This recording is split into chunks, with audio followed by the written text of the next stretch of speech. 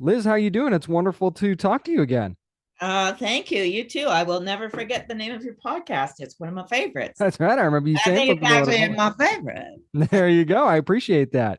So Donna's been one of my favorite characters on the show this season, obviously. But I want to take you back just a little bit, Liz. I want to go back to the end of 8, beginning of 9. Randall's got you tied to the tree. We have no idea what's going to happen to Donna. I know you guys can kind of get the episode. You don't get the episodes that far in advance. So as you're reading 8, before you go into 9, are you thinking, is this it? Am I a goner here? I didn't on this one. I don't know really why, but I kind of thought I'd get it. I think you get a phone call. I would like to think so, but you never know. Yeah, no, that it didn't. There will. I'm sure there'll be an episode where I'm like, oh my god, I'm done. But Well, that's good. And I kind of felt like we're obviously glad that it worked out the way it did. And obviously Boyd there to save the day, which doesn't hurt. I want to talk about that though, because I feel like that dynamic doesn't get talked about enough in this show, that dynamic between Boyd and Donna, because we've seen him lift her up, her lift him up, especially in this season. So what is it about them that helps them balance each other out like that, you think?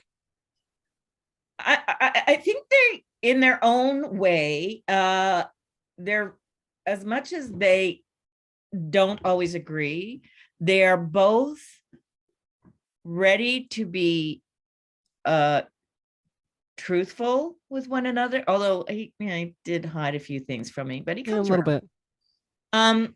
I think they're quite they're receptive to one another, even when they disagree. Harold and I think really like just kind of have a relationship that I like to think I'm not imagining this. Harold and I have a relationship where we can just leap into a scene and play. And so sometimes what comes out is just very natural responses to one another's behavior, on top of the excellent writing, of course. But so some of it's just very instinctual. Like we're just throwing our responses at each other and punching back. Well, I don't think you're imagining it, because it shows for sure. It definitely shows. Awesome. It's awesome to have a scene partner like that. It really does. When you got Harold, you know you're good. Oh, yeah. I want to talk about this because finding the joy for these characters, there's not a lot of that to be had in this town. But with Fatima and Ellis, and we know that the wedding is going to be happening. So how important was it for Donna specifically to just have a happy few minutes with those two? It was absolutely vital. Like she had, like we don't know in life when we need those things. Sometimes we know we're down or stressed, but I think other human beings in a positive situation can really lift things. And I don't know that before it happens. I know that happens to me in real life, that I can feel like I've hit a bit of a low, and then I spent an hour with a friend in the backyard and I'm good to go. I'm happy again. And she loves them. Like she has a real soft spot for those guys. So I think having a positive moment makes a huge difference to her. Hard not to have a soft spot for those two, for sure. No, it is not hard, and they're awesome in real life. Oh, I know it because I've talked to them both, and I know Yeah. how amazing they are. They are. So things are really nuts at Colony House, to say the least. I feel like because there's so much going on, maybe so many people are being left unchecked. I don't know, but is this, in your opinion, is this the craziest the Colony House has ever been?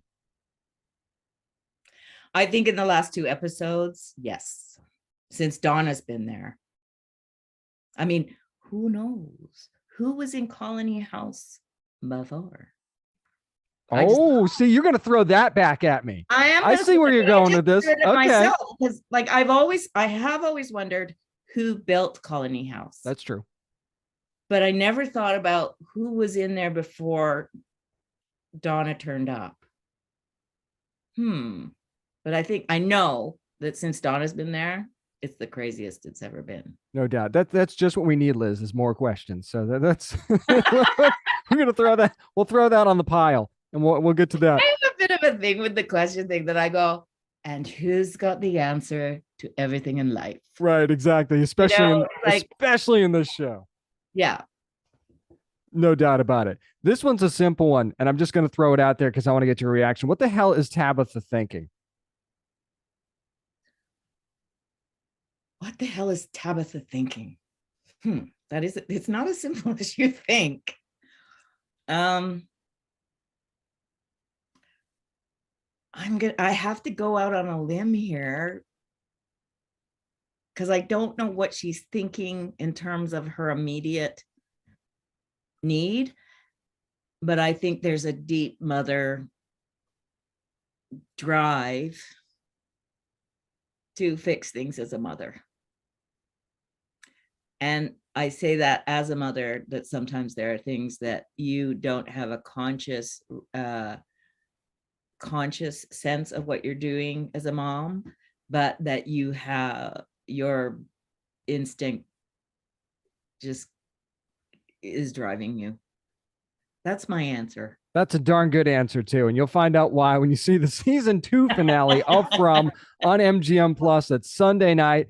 Do not let this get spoiled for you on social media. Make sure you're watching it right away. Yes, Donna will come get you. That's right. Liz Saunders, thank you so much for your time. I really appreciate it. You're welcome. Thank you.